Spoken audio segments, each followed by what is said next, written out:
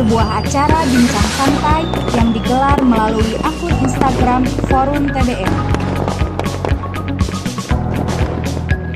Acara ini akan menghadirkan narasumber dari berbagai kalangan, menelisik aktivitas pribadi narsum yang dikaitkan dengan kehadiran buku pada kehidupannya masing-masing, serta pandangannya terkait TBM dalam melakukan gerakan literasi.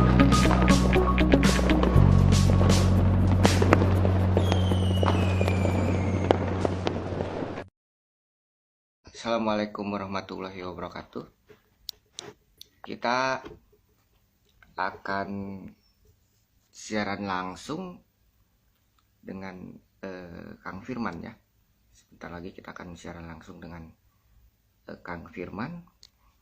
Nah, teman-teman yang sudah bergabung silahkan, karena sebentar lagi kita akan tersambung dengan Kang Firman Ardiansah atau Kang Firman Venayaksa akan membahas mengenai literasi di kampus. Mohon maaf agak sedikit terlambat karena jaringan agak susah di sini. Oke, untuk Aku Buku dan TBM edisi sekarang, edisi 15, itu kita akan ngobrol mengupas tuntas mengenai literasi di kampus. Seperti apa literasi di kampus, kemudian gerakan-gerakannya seperti apa, itu kita akan berbicara dengan Kang Firman. Halo, Assalamualaikum. Waalaikumsalam warahmatullahi wabarakatuh. Waduh, apa kabar Bapak Bojes?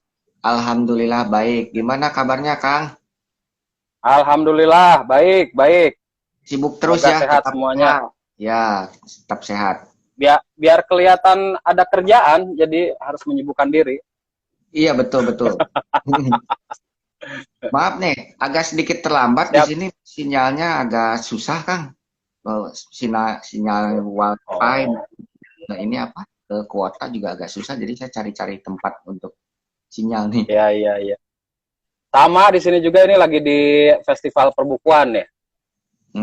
Ya. Moga-moga lancar ya, moga-moga nggak ada kendala. Amin. Nah, Kang Firman nih, sekarang namanya itu sedang festival buku nasional ya, di sana. Sedang betul. Ini sedang di tempat kegiatan atau di mana nih? Sedang di luar, di depan, karena kalau di dalam berisik sekali, dan sekarang sedang ada diskusi dengan Idu Paras Erlang, salah seorang sastrawan kebanggaan Banten yang dapat penghargaan Katulistiwa Award kemarin tuh. Ini sedang berjalan diskusinya. Bojas lagi di mana ini? Saya di Bekasi, Kang. Oh iya, salam buat teman-teman. Iya, nanti disalamkan. Oke, Kang, kita akan ngobrol mengenai literasi di kampus ya. Nah, literasi di kampus. Ya, terutama dalam hal ini kampus Untirta ya, kampus Untirta yang di situ di dalamnya ada Kang Firman gitu ya. Kang Firman mengenai literasi di kampus ini, coba bisa diceritakan apa saja sih yang sudah Kang Firman lakukan gitu ya. Terus kemudian apa saja yang dilakukan di kampus Untirta untuk menggaungkan literasi gitu. Iya. Bisa diceritakan. Jadi saya mengajar di Untirta itu sejak 2006. Sejak 2006 kebetulan dulu almarhum Wan Anwar ya yang mencoba untuk mengajak saya ke Untirta, karena waktu dulu sih nggak kepikiran jadi dosen di Untirta sebetulnya, Jess. Saya ingin balik ke alma mater, ke universitas padahal IKIP itu.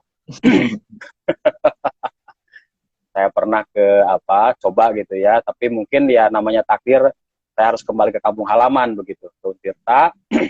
Nah, di 2006 ini passion saya memang sejak awal kan di literasi. Di kampus, saya di Arena Studi APC Sastra, bareng dengan ya Bojes dan kawan-kawan juga ya. Lalu di Untirta, ketika saya datang ke sini, nyaris tidak terlalu banyak aktivitas literasi sebetulnya.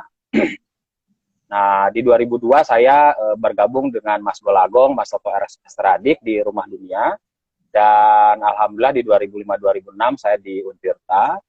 Tetapi memang tidak serta-merta perguruan tinggi di sebuah institusi itu kemudian memiliki gerakan literasi yang mumpuni begitu.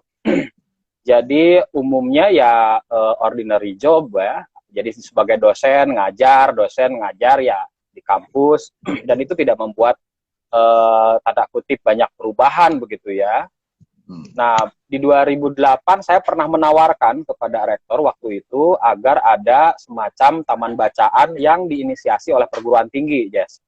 Pernah saya melakukan itu, pernah menawarkan bagaimana agar perguruan tinggi dengan tridharma perguruan tingginya itu ya, membuat semacam taman bacaan berbasis kampus, itu bahasa saya. Kenapa? Karena itu menjadi jawaban dari relawan yang sulit dicari, katakanlah waktu itu, yang mau jadi relawan di TBM. Nah, ketika ada bahasanya TBM berbasis kampus, paling tidak mahasiswa yang menjadi relawan, dan itu luar biasa banyak kan gitu. Tapi nggak di-approve. Jadi harapan saya itu waktu itu nggak di-approve, kemudian saya tawarkan ke STKIP Setiabudi Rangkas Bitung waktu itu. Nah, karena saya mengajar juga waktu itu di STKIP Setiabudi Rangkas Bitung. Dan alhamdulillah di-approve. Jadi ada TBM berbasis kampus, namanya TBM Kedai Proses, kalau pernah dengar ya. Sekarang diurus sama DC dan kawan-kawan. Nah, itu awal mula gerakan literasi itu justru menurut saya itu juga harus berawal dari kampus. Kenapa? Resource-nya udah banyak, Yes. Resource-nya udah banyak, kemudian gerakannya saya kira akan jauh lebih kuat begitu kalau mengatasnamakan institusi. Nah, berawal dari situlah kemudian gerakan di Rangkas alhamdulillah muncul, dan saya kira secara kebetulan mungkin ya, karena mungkin saya dari Universitas Sultan Agung Tirtayasa, ya saya merekrut mahasiswa untuk ikut terlibat di Rumah Dunia, di Motor Literasi, dan secara institusional baru kali ini nih ada atau penyelenggaraan Festival Hari Buku Nasional kerjasama antara IKAPI, kemudian Pemprov Banten dan Tirta. Jadi ini sebuah kemewahan secara pribadi ya untuk saya, karena institusi sangat mendukung begitu. Ada kegiatan 5 hari yang aktivitasnya sebetulnya tidak jauh berbeda dengan gerakan literasi yang dibangun di teman-teman di TBM, hanya skalanya saja yang jauh lebih besar begitu ya. Di sini ada diskusi literasi, ada bicara undang-undang perbukuan, kemudian mengumpulkan 130-an penerbit yang bergabung hari ini. Jadi mungkin itu tadi, karena yang dibawa adalah institusi yang punya gaung lebih besar begitu, ditambah lagi dengan jaringan yang kuat dan dukungan yang luar biasa dari rektor. Alhamdulillah teman-teman dari penerbit berani untuk datang ke acara Festival Hari Buku Nasional ini. Ini sebuah keistimewaan karena di Banten begitu, dan mungkin Indonesia ketika pandemi ini nyaris tidak ada pameran perbukuan begitu ya, tidak ada pameran perbukuan. Jadi baru kali ini mulai lagi nih IKAPI. Jadi sempat hilang ketika pandemi ini Islamic Book Fair, Indonesia International Book Fair secara daring begitu ya. Nah, baru kali ini kita laksanakan secara hibrid, dan luar biasa antusiasme dari para pengunjung. Gitu, Jess. Oke, siap. Nah, ini tadi terkait TBM kan ada kedai proses ya di situ yang diinisiasi oleh teman di kampus gitu. Nah, pernah nggak Kang Firman sendiri gitu menganjurkan ke mahasiswa-mahasiswanya bikin TBM dong di kampung-kampungnya gitu? Kalau itu sudah banyak. Kalau itu sudah banyak. Sudah banyak mahasiswa yang menginisiasi membuat taman bacaan di daerahnya, atau menjadi bagian dari kuliah kerja mahasiswa. Jadi di Untirta sendiri begitu, terutama untuk KKM, salah satu program unggulan dari mahasiswa itu adalah membuat taman bacaan, dan itu didampingi oleh mahasiswa. Jadi selama 1 bulan ini mereka KKM. Nah, setelah itu mereka mengadakan pendampingan secara informal begitu kepada desa binaan dari TBM yang dibangun di situ. Dan di Untirta sendiri sebetulnya setiap tahun itu selalu ada kegiatan pengumpulan buku. Jadi misalnya mahasiswa yang datang ke Untirta menjadi mahasiswa baru itu katakanlah 15 sampai 20 ribu orang, Jess. Nah, itu setiap tahun Presma dengan Untirta secara kelembagaan itu menganjurkan untuk membawa satu mahasiswa baru satu buku. Gitu. Itu sudah dilaksanakan 5-6 tahun yang lalu. Kerjasama dengan Motor Literasi dengan Forum TBM di Banten begitu ya. Jadi kalau untuk gerakan pengumpulan buku itu sesuatu yang sudah terjadi di kampus, bahkan saya sempat barter dengan Duta Baca Indonesia waktu Mbak Najwa Shihab ya. Mbak Nana. Saya bilang Mbak Nana mohon untuk datang ke sini supaya teman-teman ikut termotivasi begitu. Jadi ketika ada mahasiswa baru, ada ospek begitu, salah satu yang diundang adalah Najwa Shihab, tetapi kata Mbak Nana, tapi harus ngumpulin buku dong. Kalau itu mah nggak perlu disuruh, udah ada buku mah gitu. Jadi barter yang memuaskan dua-duanya ke kami di Untirta. Gitu, Jess. Jadi kalau untuk mengumpulkan buku setiap tahun itu rutin dilakukan oleh kampus kami. Tetapi karena pandemi kemarin tidak ada ospek sehingga tidak ada pengumpulan buku. Nah, tetapi diganti oleh Festival Hari Buku Nasional ini. Jadi kita ada program namanya 1 juta buku. Jadi aksi 1 juta buku. Nah, ini kita sedang membuat ekosistem baru nih di Festival Hari Buku Nasional. Pertama, kita membuat kegiatan semacam ini, penerbit kita undang untuk menjual buku, kemudian masyarakat diundang untuk membeli buku, tetapi nanti kemudian ada satu tempat khusus, mereka menyumbangkan buku di situ. Tidak hanya masyarakat, tapi juga kemarin ada wakil gubernur yang ikut nyumbang, ada perusahaan, ada komunitas, begitu ya. Nah, dari situ para pegiat literasi ketika misalnya bukunya sudah kumpul semua, nanti para pegiat literasi di Banten yang akan mengirimkan buku-buku yang kita peroleh di sini ke taman bacaan yang ada di masyarakat. Jadi itu ekosistem perbukuan yang sedang kita bangun. Karena kita ini banyak ya teman-teman TBM misalnya membutuhkan buku, tetapi tidak mengumpulkan para penerbit bukunya begitu ya. Sehingga ada missing link di situ. Katakanlah misalnya di donasi buku Kemdikbud, coba dicek, ada ribuan TBM yang ingin disumbang bukunya begitu ya. Tetapi di atas, di hulu tidak dikumpulkan para penerbit bukunya, sehingga yang terjadi ada missing link begitu ya. Jadi katakanlah permintaan banyak gitu, yang ngumpulin bukunya sedikit. Nah, saya kira saya dengan teman-teman berusaha agar ekosistem perbukuan ini berjalan, karena di satu sisi tidak bisa disangkal bahwa sekarang ini bahkan pelaku perbukuan pun sedang kolaps begitu. Iya, jadi teman-teman TBM itu kekurangan buku wajar karena memang permintaan dari para pembaca juga relatif sedikit, dan karena pandemi ini betul-betul sedang tergerus begitu ya. Makanya saya menulis kemarin di koran Republika, ini harus ada insentif khusus untuk pelaku perbukuan begitu. Karena ujung-ujungnya pada kita para pegiat literasi yang kesulitan mencari buku-buku. Kurang lebih begitu. Yes. Oke. Nih Kang, sekarang kan lagi rame mengenai tanggapan ini ya buku digital gitu ya. Buku digital. Ya. Nah, ya. Buku-buku yang berbasis elektronik ini sangat rentan sekali dibajak gitu. Sangat rentan sekali. Oh iya. Nah, itu tanggapannya gimana tuh, Kang? Begini, saya kira kalau kita melihat buku sebagai sebuah medium ya, itu kan sejarahnya cukup panjang. Dulu buku-buku dibuat di papirus misalnya ya, dibuat di lontar begitu. Tentu perbajakan nyaris tidak ada. Kenapa? Karena teknologinya tidak muncul di situ. Ya. Semua orang harus manual menuliskan. Nah, tetapi ketika Gutenberg membuat percetakan, Ini revolusi di satu sisi, buku-buku banyak dicetak. Nah, tetapi justru dengan munculnya teknologi percetakan itu ada hal yang lain, urusan perbajakan itu tidak bisa disangkal, gitu ya. Dunia perbajakan ini muncul tidak hanya di perbukuan. Ketika teknologi berubah, media berubah, itu hal yang lain itu pasti akan muncul. Jadi ada siklus semacam itu, begitu. Jadi bukan hanya di media digital, bahkan di media fisik saja pembajakan itu sudah terjadi. Dan sampai saat ini juga pemerintah cuek-cuek aja tuh, gitu ya.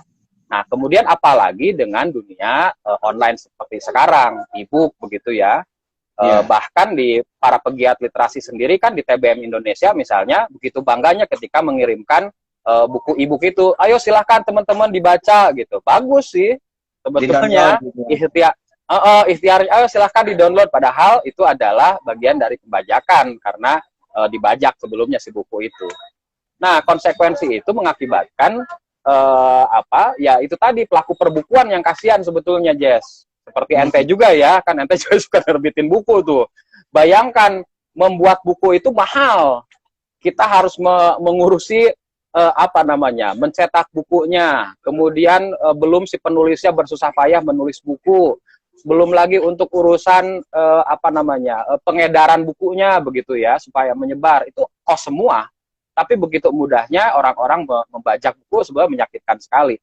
Nah, tetapi di satu yang lain kita butuh buku itu. Ini ada dilema di sini begitu ya. Jadi harapannya saya kira kalau misalnya ada pemerintah ikut terlibat insentif perbukuan, mungkin itu jauh lebih murah nanti si bukunya, karena salah satunya mungkin juga karena bukunya yang sangat atau relatif mahal begitu. Nah, terkait dengan e-book ini bagi saya itu tidak bisa terbantahkan. Kita tinggal menunggu waktu saja, orang-orang akan lebih nyaman memanfaatkan teknologi ini untuk membaca buku begitu. Dan itu menurut saya bukan ancaman dalam konteks buku fisiknya ya, tapi menjadi ancaman serius bagi perbajakan itu betul gitu ya. Nah, tinggal bagaimana feel dari kita para pegiat literasi untuk mengatakan bahwa yaitu bagian yang tidak beres begitu ya. Harus kita pastikan bahwa kita membaca buku-buku yang betul-betul memang legal gitu. Tetapi untuk urusan akademik, nah ini yang jadi problem juga nih untuk urusan akademik gitu. Kita ini kan di akademisi terutama butuh referensi dari luar negeri begitu ya. Nah di luar negerinya sendiri banyak situs-situs bajakan. Ya betul. Ya ini dilematis lah. Tapi saya kira paling tidak ya buku elektronik itu memang sangat membantu, tinggal dari legitimasi formal dari masyarakat untuk memastikan bahwa buku-buku yang kita baca adalah buku-buku yang bukan bajakan. Gitu. Nah, sekarang kan sudah ada perpustakaan digital nih, ya kan, perpustakaan digital. Ya. Nah, untuk Untirta sendiri itu sudah ada belum? Perpustakaan digital sudah ya? Sudah lama. Karena kan itu untuk untuk menuju ke era digital itu ya, jadi kita harus menyesuaikan. Apalagi di masa pandemi kita kampus tidak bisa ke kampus gitu, mahasiswa tidak bisa ke kampus tapi dengan meminjam buku digital bisa gitu ya? Bisa. Hanya memang belum maksimal, artinya buku-bukunya masih sangat terbatas, gitu. Tidak hanya di perguruan tinggi, tetapi juga di perpustakaan daerah dan di perpustakaan nasional juga. Ketika pandemi awal, kan banyak orang yang ingin membaca buku itu sempat error loh itu, perpusnas itu, karena saking banyaknya yang masuk, gitu ya. Nah ini juga menjadi warning baru bahwa sekarang masyarakat sudah paham ada e-book, ada e-pusnas begitu ya. Berarti memang kapasitasnya yang harus diperbesar. Di perguruan tinggi juga begitu. Jadi kita sudah mulai masuk ke era itu. Ketika kita menjadi member dari perpustakaan di universitas, kita boleh membaca buku-buku digital. Bahkan memang sudah lama kalau di Untirta ya. Tidak hanya e-book, tetapi juga jurnal-jurnal internasional di luar juga open access untuk mahasiswa dan dosen. Itu sudah ada. Oke. Nah, di antara kesibukan yang sangat dahsyat nih, Kang Firman ini kan berbagai sektor gitu ya, ada gitu. Sangat sibuk gitu, sangat sibuk, apalagi sekarang sedang mempersiapkan, sedang melaksanakan Hari Buku Nasional ini. Tapi tetap dong, masih membaca dong. Nah, Masih dong. buku apa nih yang sedang dibaca sekarang nih, Kang? Buku apa yang sedang dibaca? Ya. Saya terus terang saja ya, selama 10 bulanan ini, karena menjabat sebagai Direktur Untirta Press begitu, jadi saya lebih banyak membaca naskah-naskah yang dipersiapkan untuk diterbitkan. Jadi sudah menjadi editor serius gitu ya. Iya. Kalau untuk buku yang sedang dilaksanakan, membaca buku bersama dengan teman-teman motor literasi itu Dunia Sopi. Dunia Sopi ya. Kita membaca kembali buku lawas itu karena di rumah saya kebetulan banyak para pegiat literasi yang tidur di rumah, anak-anak motor gitu ya. Kemarin mereka ingin belajar filsafat katanya gitu, Jess. Ya udah saya bilang setiap malam Jumat kita baca buku bareng gitu. Sebelumnya kita membaca bersama novel Balada Siroy. Karena beda sense-nya, rasanya beda ketika membaca sendirian dengan membaca bersama-sama. Jadi biasanya kita membaca bersama sekitar 20-an orang, begitu setelah itu kita diskusikan. Kayak gitu yang sekarang sedang dilakukan oleh teman-teman. Oke. Nih. Ya. Kang Firman kan sudah mulai bukan reading group, yang membuat reading group apa membaca bersama Balada Siroy, kemarin juga jadi tim riset ya kalau nggak salah di film Balada Siroy itu. Oh iya iya. Jadi tim riset itu ya. Production riset saya ya. Betul. Production riset. Nah boleh dong bocoran sedikit aja gitu, kapan tayang itu film gitu? Kalau tayang pastinya belum. Tetapi tanggal 2 Juni besok saya diundang oleh teman-teman tim ya untuk mereview film itu. Jadi sudah jadi ini filmnya gitu, Jess. Sudah jadi. 2 Juni ini bocoran ya. 2 Juni saya sebagai tim produksi, tim riset begitu diminta untuk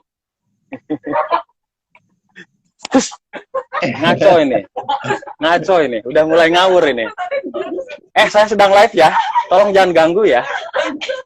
Mohon maaf Bapak Bojes, ini orang-orang lagi pada ngumpul, ada sekretaris peternakan pertanian, ada dosen hukum ada ngumpul di sini nih di perbukuan di pengunjung. Saya lanjutkan ya terkait dengan film Balada Siroy. Bocoran 2 Juni saya diundang oleh tim untuk mereview film. Nah ini udah one step ahead menuju bioskop. Nah, nanti kami akan berdebat tuh di 2 Juni itu. Wah ini nggak bisa dong film ini yang bagian ininya masuk, atau ini kenapa kok yang adegan kemarin nggak masuk? Nah itu debatnya akan panjang tuh. Jadi 2 Juni kita akan mereview film itu.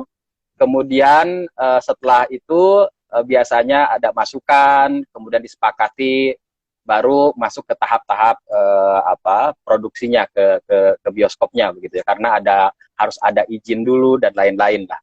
Tapi kurang lebih film itu sudah mewujud. 2 Juni akan kita preview dan kemudian mungkin tidak lama dari bulan Juni itu. Moga-moga 2 bulan, 3 bulan setelah kegiatan itu biasanya insya Allah nggak lama lah masuk ke bioskop. Dan esok hari, Jess, di tempat ini kita akan memversuskan antara penulis Balada Siroy dengan penulis novel Dilan. Jadi Mas Golagong dengan Pidi Baik ini akan tempur di tempat ini besok. Banyak orang yang sudah siap siaga, ini gengnya Dilan, ini gengnya Siroy gitu. Jadi bakal rame ini. Bandung Serang ya itu nanti. Bandung Serang. Ini sekarang Bandung sedang ekspansi ke Serang ini, mau datang. Oke, Iya. tadi buku sudah, kemudian Kang Firman sekarang sedang membaca apa Dunia Sophie ya, dan tentunya membaca Iya. yang lain juga ya, membaca yang lain juga, dan kebanyakan Ya. membaca naskah yang masuk ke Untirta. Eh, itu wajib sebagai kepala ya harus Sebagai baca. iya, iya, iya. Bulan ini saya juga diamanahi untuk mengedit buku-buku yang dikeluarkan oleh Kementerian Pendidikan dan Kebudayaan. Jadi sebagai editor di Kuskurbuk juga nih, ada kerjaan tambahan. Mungkin salah satunya buku Bojes nanti yang masuk. Weh, amin. Siap, siap. Nah, untuk kembali ke kegiatan sastra ya, atau sastra maaf, literasi di kampus gitu, literasi di kampus. Ini kan sudah jauh sekali Untirta berdiri, kemudian juga bergerak dan lain. Nah, ada nggak rentang waktu per bulan atau per 3 bulan gitu ya? Teman-teman dari Untirta ini turun ke lapangan, TBM untuk sekitar membagikan buku, kemudian pendampingan gitu, atau workshop di TBM. Betul. Jadi kebetulan saya pegang mata kuliah pembelajaran literasi, Jess. Oh ya. Menurut saya itu mata kuliah yang agak unik dan masih jarang itu ada di perguruan tinggi yang lain. Saya dengan saya meyakinkan kepada rekan-rekan yang lain di kampus bahwa pembelajaran literasi ini adalah wujud dari respon akademisi atau perguruan tinggi terhadap fenomena di Indonesia begitu. Nah, alhamdulillah sudah 2 tahun ya, sudah 2 tahun mata kuliah ini, literasi ini adalah mata kuliah praktik. Jadi mata kuliah yang memang disarankan agar datang ke masyarakat, begitu. Nah, apa yang dilakukan oleh teman-teman, terutama di akhir perkuliahan, di UTS ke atas, kurang lebih 3 bulan gitu ya. Nah, itu biasanya mereka datang pertama menjadi menjadi penulis dari TBM itu begitu ya, memberitakan kepada publik ini ada TBM ini, uniknya di mana dan seterusnya. Yang kedua, mereka jadi relawan. Jadi bagi TBM yang katakanlah sudah bagus, justru mereka itu magang di tempat itu. Yang ketiga adalah advokasi, pendampingan jika TBM-nya masih terseok-seok. Jadi di pembelajaran literasi di mata kuliah saya, mahasiswa betul-betul turun ke lapangan. Apalagi kita punya legitimasi Merdeka Belajar hari ini, begitu ya, kampus Merdeka. Sehingga mata kuliah itu menjadi mata kuliah yang esensial di jurusan kami di Pendidikan Bahasa dan Sastra Indonesia. Tadi di pagi hari, kan Bojes juga di grup WA TBM Indonesia ya, Pak Yuskon melaporkan tuh ada mahasiswa saya yang sedang di Tegal TBM-nya begitu. Nah, itu salah satu cara yang saya lakukan supaya dia dapat belajar dari TBM yang sudah ada di Tegal. Nanti dia akan mereport kepada saya dan kemudian mereka tuliskan di blog yang mereka buat gitu. Kalau untuk hal rutinnya seperti tadi, pengumpulan buku setiap 1 tahun sekali, lalu KKM mereka membuat TBM di desa-desa, mengadvokasi, lalu di mata kuliah saya ada mata kuliah pembelajaran literasi yang juga memang turun ke lapangan. Termasuk ketika tidak ada pandemi, sekitar hampir 100 orang itu datang ke tempatnya Kang Ruhandi itu di daerah Banten Selatan. Jadi kita pakai motor bareng-bareng sekitar 50-70 motor begitu. Datang ke kampung, tidur di sana, mendengarkan atau menyimak bagaimana TBM Kulimaca yang dibuat oleh Kang Ruhandi diinisiasi. Termasuk juga menulis cerita rakyat yang ada di desa tersebut. Itu salah satu yang dilakukan oleh kampus. Oke, nih Kang Firman kan kemarin sebenarnya waktu energi literasi dari rumah itu kan kita membahas tentang peta jalan nih. Kang Firman lagi ada kegiatan gitu ya, sibuk Ya. untuk di situ nggak bisa diskusi. Nah, minta tanggapan dong mengenai peta jalan pendidikan itu gimana sih? Mumpung banyak yang nonton nih. Peta jalan pendidikan itu menurut saya tidak siap itu Kemdikbud ya. Pertama, tidak melibatkan banyak pihak untuk diajak bicara. Yang kedua, mentah dalam artian terlalu fokus pada urusan pendidikan formal. Seperti dinafikan itu yang namanya ruh dari Ki Hajar Dewantoro yang membuat Tripusat Pendidikan. Idealnya kan pendidikan di Indonesia itu mencakup pada 3 ranah. Pendidikan formal, pendidikan keluarga, dan kemudian pendidikan masyarakat. Yang saya baca dari dari naskah yang saya baca itu nyaris tidak jelas positioning dari pendidikan masyarakat, apalagi pendidikan keluarga, gitu. Formatnya itu betul-betul ke pendidikan formal. Bahkan ketika ujian nasional diganti dengan assessment itu, assessment literasi baca tulis, assessment sains, begitu ya, itu sama sekali tidak ada pelibatan dari masyarakat. Saya setuju ketika ujian nasional dihapuskan, lalu diganti menjadi assessment. Tetapi masyarakat itu menurut saya naif kalau misalnya tidak dilibatkan. Kenapa? Salah satu aspek kenapa misalnya pelajar literasinya bermasalah begitu ya, itu karena apa? Bukan kita tidak bisa menyalahkan hanya pendidikan formal saja.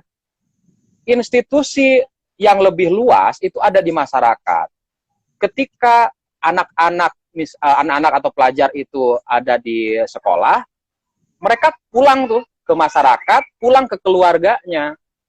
Jadi menurut saya kalau misalkan hanya dihajar di tingkat sekolahnya saja atau di formalnya saja, itu tidak akan terlalu banyak berdampak begitu. Jadi di peta jalan pendidikan menurut saya perlu juga untuk dengan jelas positioning dari pendidikan masyarakat dan pendidikan keluarga. Saya belum menangkap ada hal itu di peta jalan pendidikan, apalagi urusan literasi, Jess. Ya. Peta jalan literasi yang dibuat oleh Kemdikbud itu selesai di tahun kemarin 2019 kalau nggak salah itu ya. Saya harus ngecek lagi. Tetapi itu belum ada sampai di sekarang ini begitu ya. Walaupun katanya sudah mulai sedang membuat peta jalan yang baru. Nah, menurut saya jangan juga terlalu banyak buat peta lah. Gitu. Kenapa? Kemarin saja ada peta nyungsep gitu.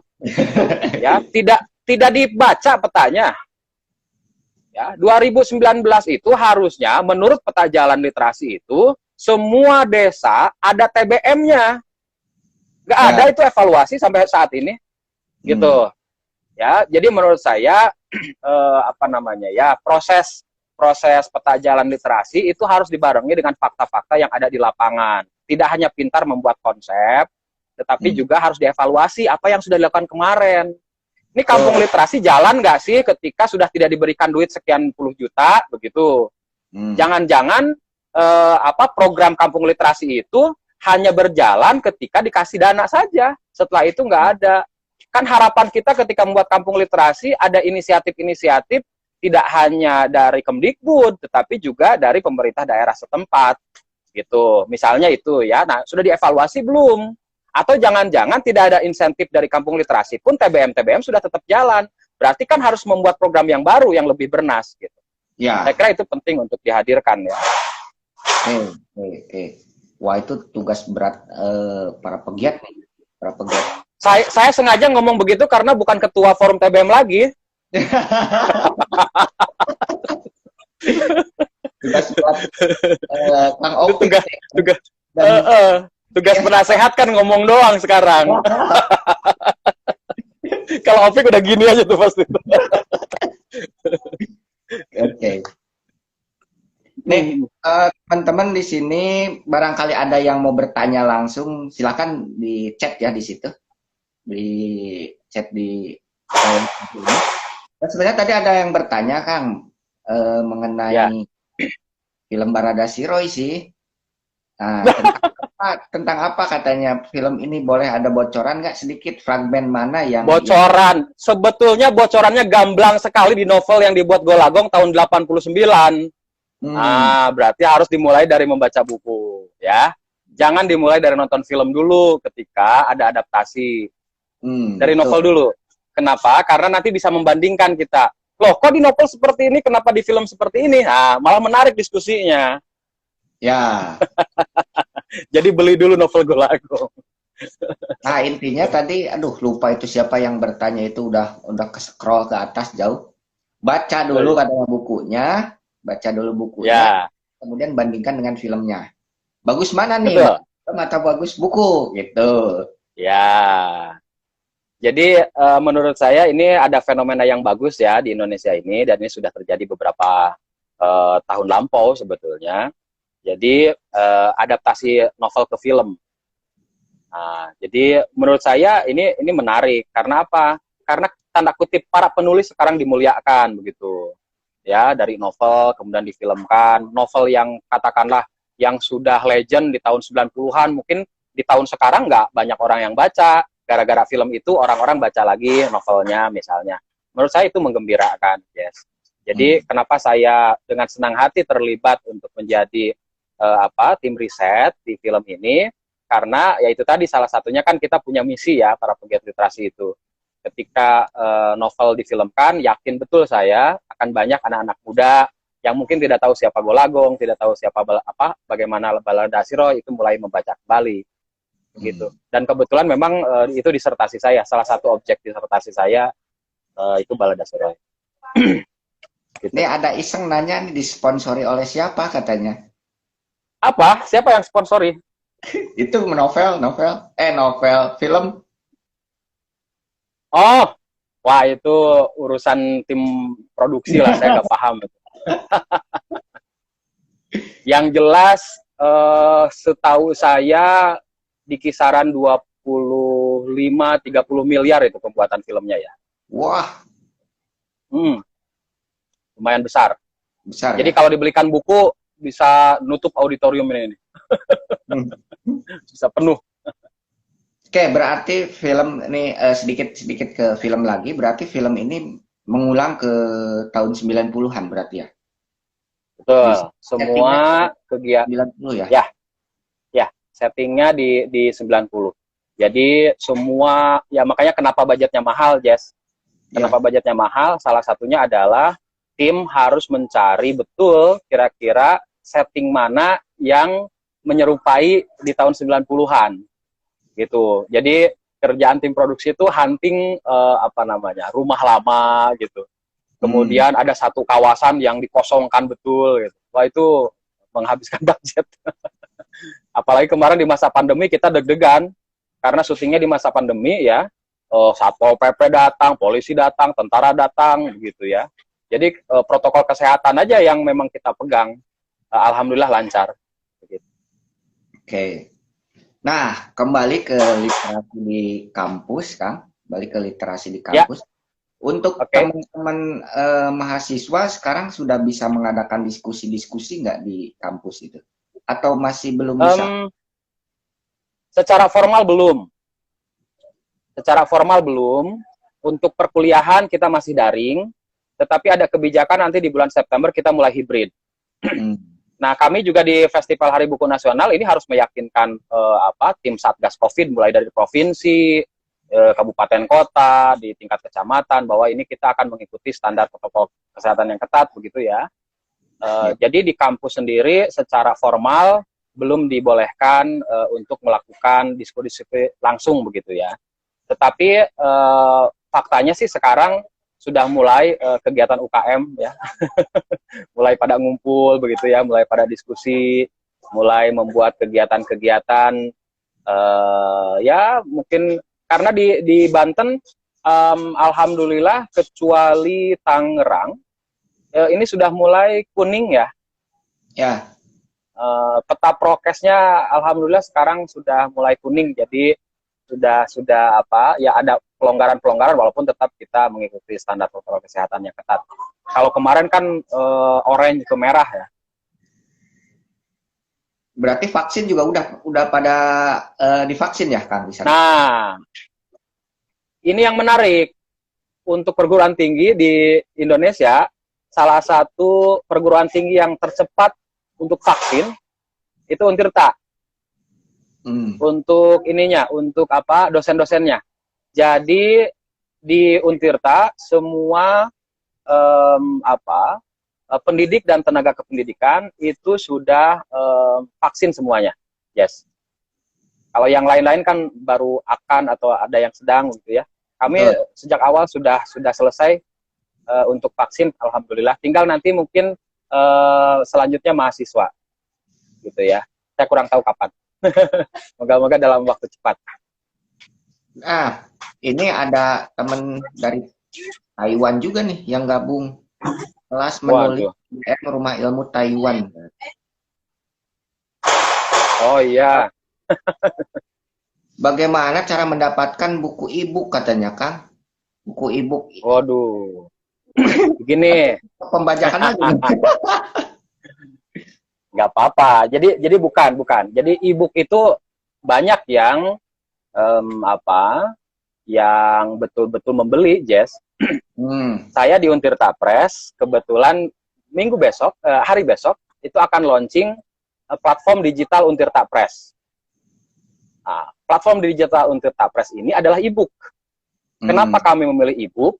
Pertama adalah merespon pandemi, gitu ya. Yang kedua adalah memurahkan harga atau cost yang harus kami keluarkan. Ya, saya sadar betul membuat buku itu mahal sekali, Yes. Betul. Ya, kalau satuan mungkin 100.000, 150, 50 kesannya murah. Tetapi kalau kita sebagai penerbit harus menerbitkan 1.000 buku itu mahal sekali. Betul. Gitu ya. Sehingga alternatif yang kami buat adalah membuat platform Untirta Press yang nanti dosen-dosen bahkan mahasiswa sekalipun itu akan boleh menerbitkan buku secara digital. Nah, produknya adalah e-book. Jadi mereka nanti akan transaksi, di situ ada nomor rekeningnya, segala macam, karena itu bagian pendapatan dari kampus, gitu ya. Nah, tetapi harganya menjadi sangat murah. Jadi e-book ini solusi untuk hari ini memang, gitu, untuk masa kini ya, apalagi di masa pandemi. Mahasiswanya paling tidak kita turunkan lah, yang beli bajakan, buku-buku bajakan itu, kita jawab dengan, ini loh di Untirta Press ada e-book, harganya hanya 5.000, hanya 10.000. Anda bisa membaca kapanpun begitu ya melalui perangkat gitu. Nah, termasuk juga buku-buku Untirta Press yang e-book itu nanti kami masukkan juga di IPUSNAS di perpustakaan kampus ya. Jadi sebetulnya kalau misalkan bagaimana cara mendapatkan buku e-book itu hampir semua penerbit yang ada di sini hari ini itu banyak yang sudah memakai platform digital itu. Itu tinggal searching aja Gramedia e-booknya mana ada itu. Erlangga ada. Jadi sekarang sudah sangat dimudahkan. Tinggal persoalan etika kita ya. Mau nggak nih mengeluarkan uang sekian rupiah untuk membaca e-book itu. Gitu. Transaksinya sudah sangat murah sekarang itu. Oke. Kan ini sudah jam 3 nih, sudah jam 3. Iya, saya juga harus ke dalam lagi nih. Betul, ada diskusi lagi ya di sana. Ini terakhir, apa wejangan atau kiat-kiat Akang nih sebagai ketua demisioner gitu ya kemarin mengenai TBM di Indonesia supaya lebih maju lagi, lebih giat lagi beraktivitas gitu, Kang. Apa nih wejangan? Saya justru Kang Bojes, saya justru ingin mengaitkan TBM dengan perguruan tinggi. Ya, kenapa? Perguruan tinggi itu, rekan-rekan sekalian, mereka punya resource yang luar biasa besar. Mereka punya, kalau bicara relawan, itu mahasiswanya itu relawan tuh banyak gitu ya. Dan ada dosen-dosen di situ dan seterusnya.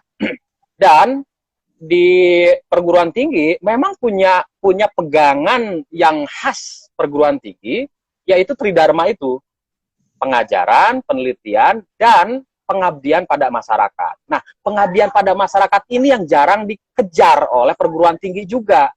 Jadi para pegiat literasi datang ke perguruan tinggi berbondong-bondong, perguruan tinggi manapun, ya, ajak kerjasama tuh. Pengabdian pada masyarakat itu adalah kewajiban perguruan tinggi.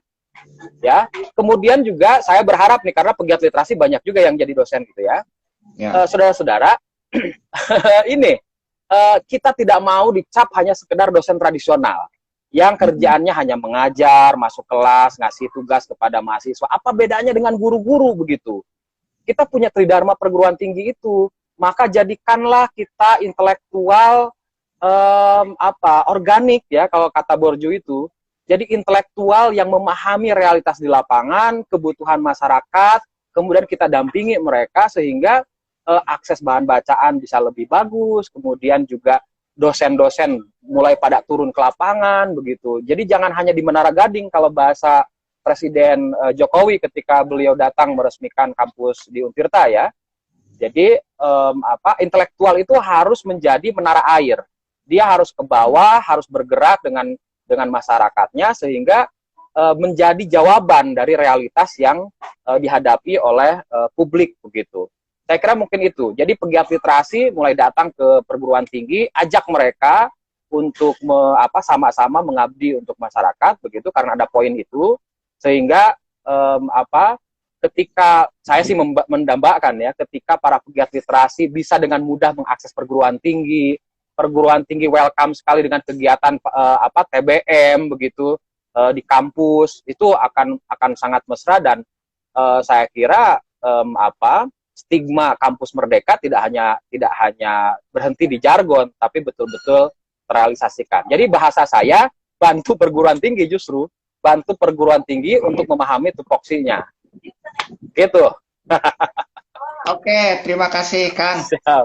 Dimanapun Bapak Ibu dosen yang ada, apabila mendengarkan ini ya, sebentar lagi para pegiat literasi akan datang ke tempat Bapak dan Ibu ya, akan mengajak kerjasama. Betul. Dan itu perguruan tinggi yang lain banyak yang sudah melakukan itu. Moga-moga nambah banyak, gitu ya. Oke. Terima kasih Kang, sekali lagi terima kasih untuk jadi narasumber di Aku, Buku, dan TBM edisi ke-15 ini mengenai literasi di kampus. Ternyata beragam dan dianjurkan untuk bekerja sama justru dengan kampus gitu ya. Betul. Karena tadi ada Tripusat Perguruan Tinggi dan lain-lain. Oke. Terima kasih Kang, saya selalu untuk kegiatan Kang Firman dan Untirta, kemudian juga aktivitas yang lainnya. Mangga ya, untuk terima kasih. Lanjut ke kegiatan yang ada. Oke, terima kasih Bojes dan kawan-kawan. Salam literasi. Salam literasi.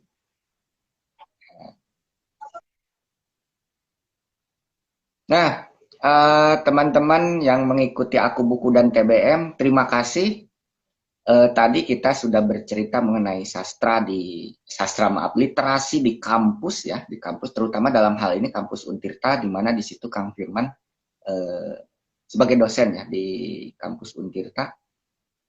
Nah, selain sebagai dosen juga Kang Firman itu banyak bergerak di wilayah literasi. Tadi sudah bercerita banyak bahwa pernah menginisiasi melahirkan TBM yang kemudian sekarang menjadi kedai proses.